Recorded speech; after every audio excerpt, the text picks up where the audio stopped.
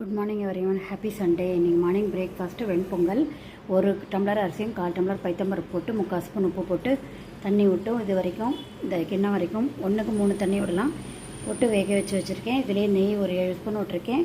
இது மிளகு, ஜீரகம், முந்திரி பருப்பு, கருவேப்பிலை, அதுக்கப்புறம் ஒரு பச்சை மிளகா எல்லாத்தையும் சேர்த்து போட்டு நெய்யில் வறுத்து வச்சுருக்கேன். இதையும் போட்டு திருப்பி 4 ஸ்பூன் நெய் விட்டுட்டு நம்ம வதக்கிட்டோம்னா ரெடி ஆகிடும் உப்புமா, அதாவது வெண்பொங்கலுக்கு தொட்டுக்கிறதுக்கு தேங்காய் சட்னி, பொட்டுக்கடலை கொஞ்சம் 4-5 ஸ்பூன் போட்டு அரை முடி தேங்காய் போட்டு உப்பு போட்டு பச்சை மிளகா போட்டு அரைச்சிட்டேன்.